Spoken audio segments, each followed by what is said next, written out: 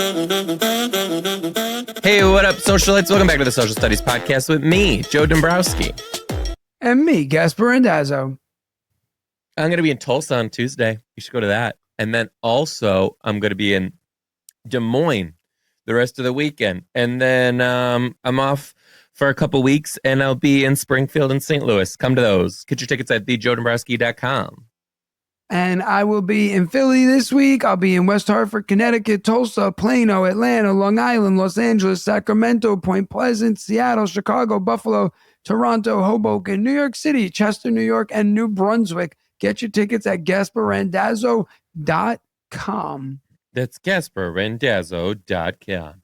Okay, Gas, I got a crazy story for you. Yeah, go ahead. Tell me. I have one for you, too. Before I got my hair done, I went to a bunch of different consultations to kind of figure out who was going to be right to do this. Because, you know, you read a lot of bullshit on the internet. You don't know who it is. Well, I went to this one doctor here in Seattle. And from the moment I met this guy till the second I left, he was just skeezy, scuzzy. I did not like him. Just oozed bad vibes. Like a couple things that happened were, one, when I scoured these people's websites, right? And I asked him, can I see some before and after pictures? He goes, everything's on the website. I was like, I literally asked you because I didn't like the ones on the website. So I was like, what are you talking about? Then there was like a $4,000 like extra like payment that was going to happen. And he was like, oh, this is so I can fly nurses up from LA who know how to do this practice. I was like, your whole company is based on hair restoration. What are you talking about? You're flying nurses. Flying? I never heard that a day in my life. And also, why am I being charged for that? Like that, yeah, if that's those are part your of what employees. you, right. If that's what you have to do for your business, then that's your expense. Why am I like, it just made zero sense. And then the last thing is, no. And then at the end, he kept like talking about like he knew I was gay. So he kept like doubling down on like talking about transgender people to like try and like be on my side. Like he's like, we do a lot of work for like the transgender community and like facial feminization and facial masculine work. And I was just like, I don't fucking care. That's not what I'm here for. Why are you talking to me about that? Like he's like, you know what I'm talking about, right? You're like, yeah, I was like, I'm getting nervous now that you keep talking about this. What are you going to put me under and then chop my dick off? Like this, you're right. I was like, this is not, I was like, this guy is pandering and you're doing it to the wrong guy. So anyway, this guy was a skis bucket. So I like didn't end up working with him. Okay. Okay. This was probably like 5 years ago now, 4 or 5 years ago. Well, I'm cleaning out my studio to kind of like turn this space into something. It's an absolute disaster right now. And I got this letter and it was talking about that company. And I was like, this is weird. Turns out when I went there, I signed an NDA for my consultation, which I was like, whatever. And in that NDA, I signed a part of it that said I would not leave a negative or honest review. Wait a second. You signed a piece of paper that says you will not leave a negative or honest review. Yeah. The NDA that you signed has been interpreted to restrict your ability to leave an honest or negative review. So anyway, this paper that I got in the mail is all about this lawyer who was in charge of a class action lawsuit against this doctor because of these agreements that he made people sign, which is not legal, right? Ethical, right? So if it comes out, it appears that if I call this place, I am entitled to receiving the amount of $50 to $120 according to my individual situation. I was just a consult, so I'm guessing $50. But so I was like, okay, this is interesting. Well, the attorney who was working on this case, so then I got like interested. I was like, I'm gonna look into this case. The attorney who was working on this case at the time is now the governor of Washington. Isn't that insane? But here's the thing. Can you reach out to him still? So I did a little bit more research, and apparently it was like, I don't know these numbers, so don't completely quote me, but it was like $6 million lawsuit. 1.5 million is going to like the people, which is why I'm only able to collect like 120 because it's split across a bunch of people. And then the rest goes to the other attorney. So it's like, that's interesting. Well, I guess their logic is like, you wouldn't be getting shit, so we're doing all the work. Yeah. You're just in a class action lawsuit. I was in one against Applebees. Wait, you sued your favorite restaurant? No, I didn't do anything. They just sent me an email one time, a letter in the mail, and it was like, if you worked from Applebee's from 2003 to 2012, you're entitled to compensation because they were charging like on the tips. They were like taxing them higher or something, whatever it was. And on the lawsuit, then like I was a kid. I was like 18. So I was like, first of all, I'll never go against the B. Second, like it literally like was like, you're going to get 50 cents. Like, cause there was so many people in it that like if you went down that and pursued the legal action, they were going to divvy it up. It would have been like 50 cents a person. So I didn't pursue it because I could care less. Yeah. I'm not going to go against Applebee's 2 for 20. And then they find out. And then you're going 1 for 20. Question for you. Do you know about what Ozempic is? Yes, Fran's on it.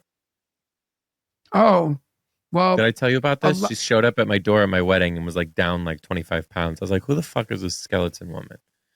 Yeah, well, do you know that there's something, for those who don't know, Ozempic is like a diabetes medication, but a lot of people. Pretty sure everyone listening knows what Ozempic is. Well, I was just trying to be nice. It's for people people using it, and they're using it. I don't know how your friends are getting it. I don't know how Fran did, but I know a lot of people in Staten Island are getting it black market. Where's the market? The black market, meaning like they're buying it off of doctors and people off to the side. You know what I'm saying? Mm-hmm. And then what? They're getting it illegally and they're Ozempicing. So a lot of people I know are on it and they're Ozempicing. Do you know about Ozempic face? No, but what I was going to say, do you know about Ozempic penis? Shut up. They're saying it's making men's penises enlarged. Enlarged? Sign me up. So what's happening is it's increasing blood flow through your body. That's how you're burning off the fat so quick or something to that effect. So because it's creating a more healthy blood flow, which is similar to working out, people are getting like larger erections. But my thing is like, no matter how much blood's going in there, it is what it is. Isn't the size? Like, how much more blood? Now you're just fucking bursting out the seam of your skin? Like, that sounds, we're getting extra skin?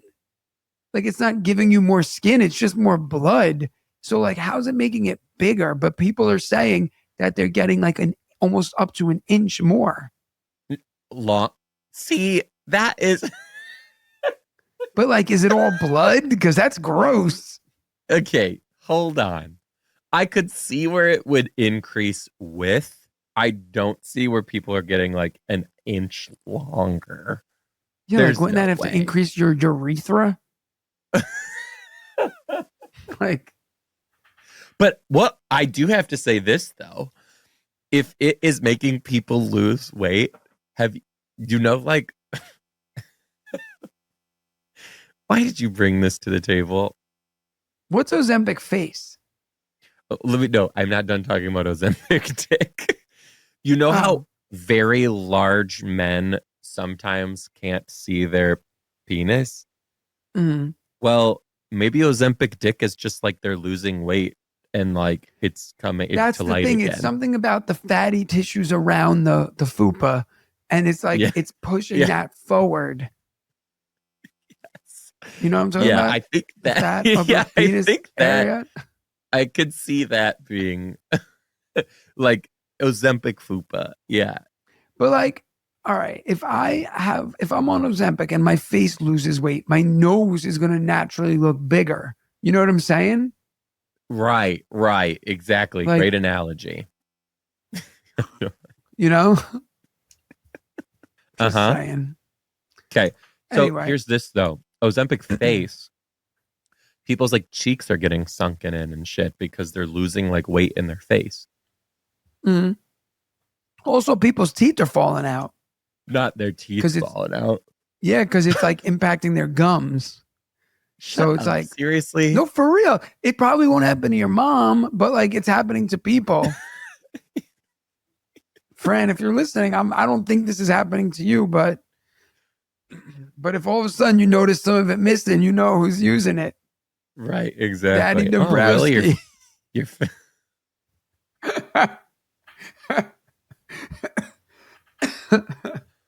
you're stupid as hell. Okay, what else? Also, do you know what a PBA card is? Do they have those outside of New York? A what now? A PBA PB? card? No idea. No. Is it for A free PBA food? card is like a card that's like basically like a police officer gave it to you. And like if you get pulled over, you hand them your driver's license, but under your driver's license, you have your PBA card. And it basically, it's like, please extend this courtesy. Like, my dad was a cop. He gave me this PBA card. Like, it signifies that he was a cop. So, like, basically, it's like a get out of a ticket, get out of jail free type of thing. So, you don't use those? They don't have those outside of New York? I've never heard of that a day in my life. Yeah, it's like super common. So, like, if I haven't been pulled over in 10 years, but do you get pulled over a lot? No, I haven't been pulled over in probably like over 10 years. Yeah. I got pulled over 4 times, and 2 times were at the same place and the other 2 times were at the same place. And one time it was the same. Actually, both times it was the same place with the same cops. That's how you know you're from a small town. I'm not. Where did that happen? How? What happened? The first time I made I was so young too that I like gave myself away. I made a right at it's not exactly an intersection. It was like where a highway comes off and goes onto a road, but there was a stoplight there, so you're not supposed to turn right. If you're from Michigan, it's getting off a Hall Road going on to 24. Oh, yeah, 24. Walmart, yeah. And Walmart, and like before you get to Art and Jake's and shit. People are listening to this like, yeah. Okay, listen. So I made this right, and you're not supposed to do it. So this cop pulled me over and gave me a ticket. And I was like, okay. And then like another time I was there, and there was nobody coming. And I was like, yeah, I'm gonna make this fucking right. Whoop whoop. Got it again. Same cop. And he was like, oh, you're not supposed to do this. I was like, oh yeah, I remember you from last time. And I thought it was gonna be like, we're buds, like, don't do this. And he was like, yeah, you fucking idiot. Like, why this again? And then the other time, there's this driving from Detroit to Columbus. There's this one really long stretch of land that you're on to forever. And there's this speed trap right in the middle. And I got pulled over in that speed trap twice in the same month by the same cop. And he gave me the same exact spiel both times. That time I didn't say, I remember you. I was just kind of like, oh. Yeah, man. I mean, I only got pulled over once. I went back when cell phones were up to your hand, you know, like whatever. I was driving, I had my hand to my ear, and like literally, like the cop pulled up next to me, and I was like, sorry, itching my face. Like, you know, I let the phone slide down, and they were like, whoop, whoop. And he's like, you were on your phone. And I was like, yeah, I'm so sorry. I was like, you know, I should have known better. My father's a police officer. I should have been better than that. And I gave him my PBA card, and he's like, look, I'm just going to write you up for speeding, not a cell phone.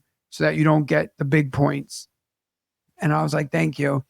And then another time I got pulled over when I was like 19, I was driving and this guy, he pulled me over at like 2 a.m. because my headlight was out. And he's like, get out of the car.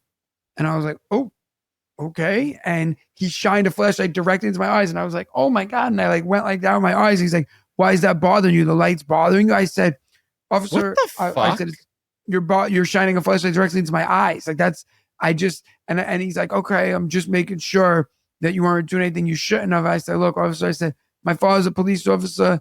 I said, I would never do anything illegal. He's like, where was your cop? I told him. He's like, get the hell out of here. And I just got in my car and drove home. And he's like, fix that light. So get out of the car for a light. I don't know if I would do it. A PBA car. I know it's like in a movie where they just beat the hell out of you. If they were like, if a cop came up to my, and honestly, when I do get pulled over, I'm like super respectful. I'm like, what's up? I think I got a ticket one time and I even said thank you. Anyway, but like if you're gonna pull me over and you're like, get out of the car, no. And here's why. I've watched enough Dateline. I've seen people pretend to be cops. I'm not doing it. Tell me, I'm staying here in my car. Tell me what you need. I'm gonna fully cooperate with you. I'm not getting out of my car. Yeah, I don't remember.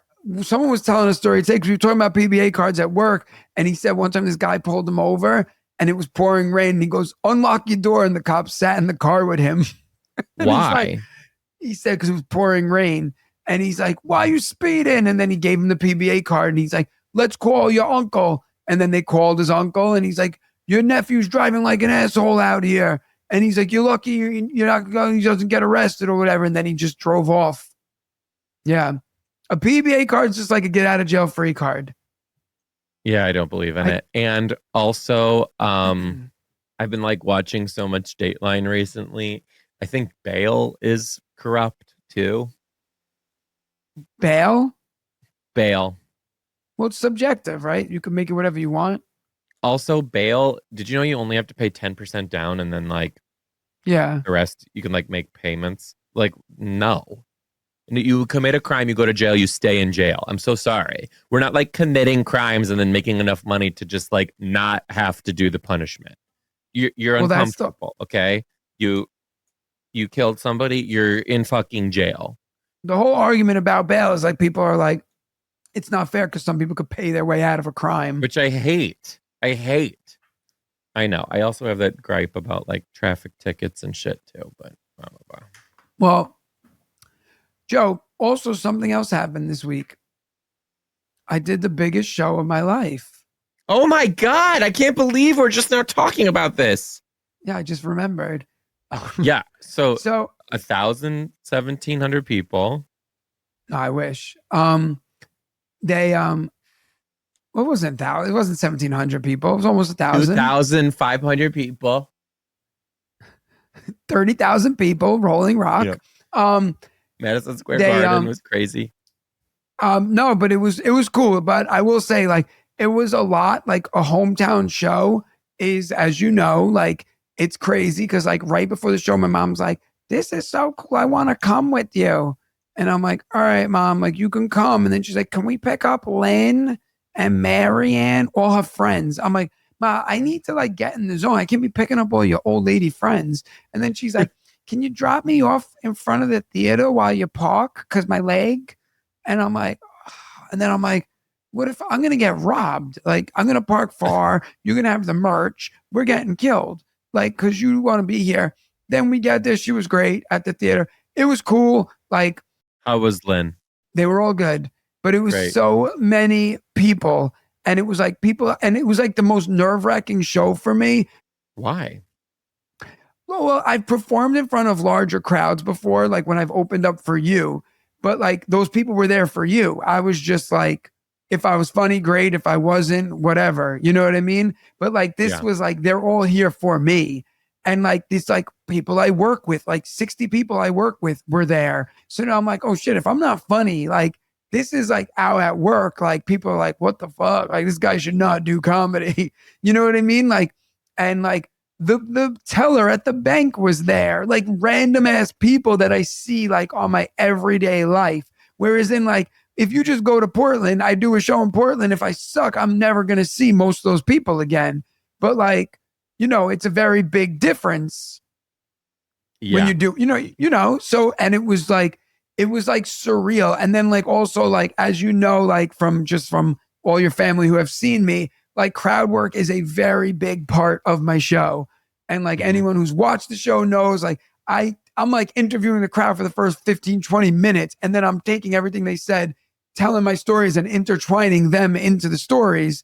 And when I looked out into the stage, I was like, I can't do that. I can't see anybody. Like, and I was like too far away and I was like, shit, like, but I still went out. I did an hour straight of just jokes and there was like no lull in laughter. And it felt so good because it was just like joke, hit, everything hit. But like my assistant principal was there. Like my direct Oh, supervisor was in like the third row. So like yeah. it was like kind of funny. And like my co-teacher was there. So I was like, all she does is this, and this. And then I like looked at my assistant principal. I was like, just kidding. Because it's Right. like, it's like crazy because it's like these are like my bosses and stuff. But thankfully it went great. And then like the meet and greet line was like 600 people long. And I like, my coworkers like, do we really have to wait to see you? And I'm like, I'll talk to you at lunch tomorrow. Like it was surreal because it was like, did that huge show and then like went and gave state test Monday morning, 8 a.m. I was like standing there like, all right, guys, line up, get your pencils.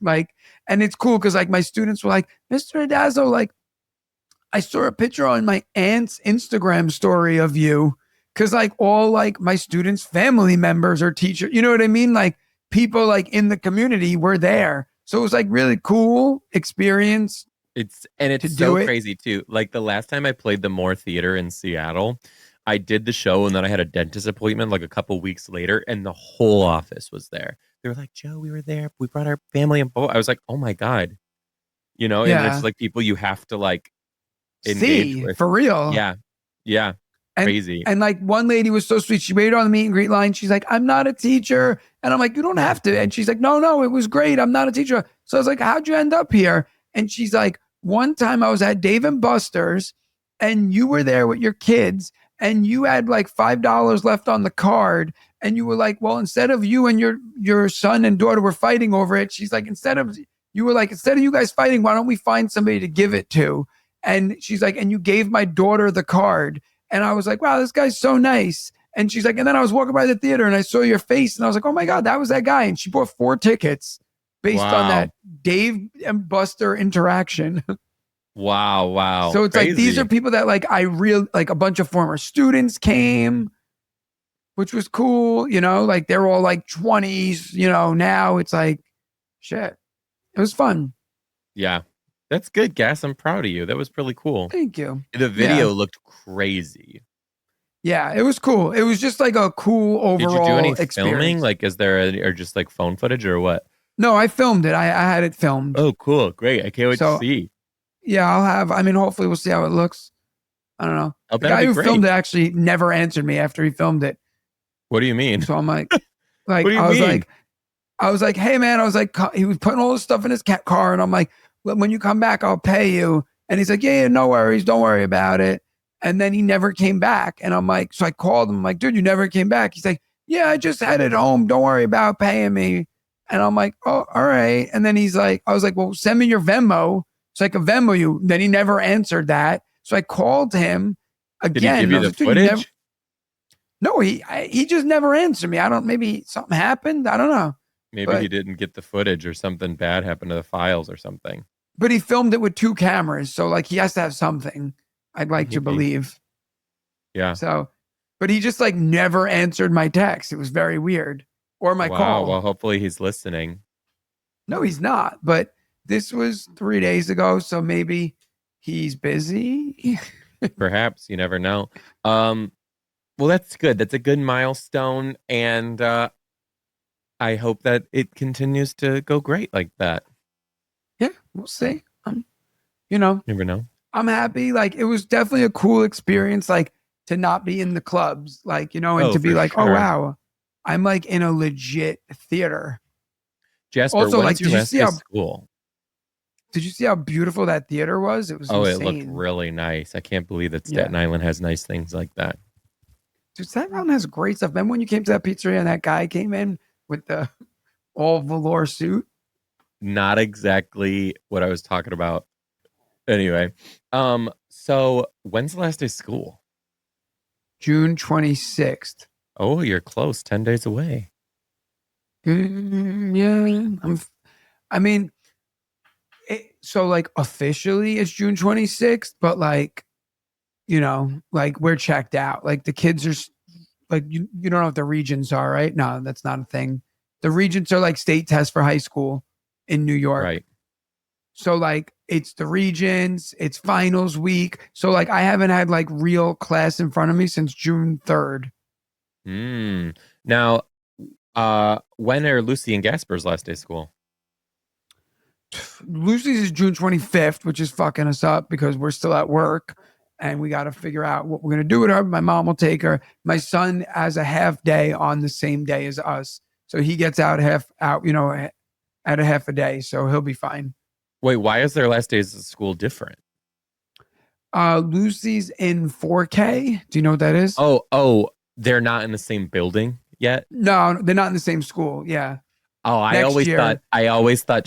I thought she was in pre-K, but that was at the same building. Because all the elementary schools that I've taught at, there has been not all the kids went to that pre-K, but there was pre-K at the school. So you could do the pre-K at the school and then go to kindergarten at that school. So that's why I always thought Lucy and Gaspar were at the same building, but I guess they're not. No. I meant to ask you, did I tell you the story about A girl named Lucky? that we went away and Gaspar went to bed early during the vacation? Yes, you did tell me about that. But wait, why did Gaspar tell them the story about Gaspar and me being colorblind? Oh. So, all right. So rewind. When Joe came over my house back in November, when Joe came over my house, he told my kids that he was colorblind and they were Which like, I am. They couldn't believe that was it. Yeah, they couldn't believe it was a thing. They still don't believe it was a thing. And like, so like when like randomly they'll just look at a color and be like, Dad, like Joe Mama probably thinks that's gray. And I'm like, Right. Yep. Like, or like they'll be like, look at this colorful hat. Like, I wonder if Joe can see it. I'm like, he can't. So it doesn't it's change. just like this. It's not going away. It doesn't wear off like COVID. This random thing. So yesterday, we're driving and he goes, so Gaspar's teachers came to my show. So Gaspar was like, Dad, like my teachers were at your show. And I'm like, I know, baby. Like I saw them. And he's like, Dad, are you famous? So I was like, I'm not famous, baby. I was like, I'm only famous to you because I love you more than anybody or whatever, some dad answer. Right. And he's like, oh, okay. And then he's like, is Joe Mama famous? So I was like, yes, Joe Mama is really famous. I was like, he's famous. I was like, and not really famous. Joe Mama is you not. You are really famous. No, so I'm like, not. Dude, you're famous.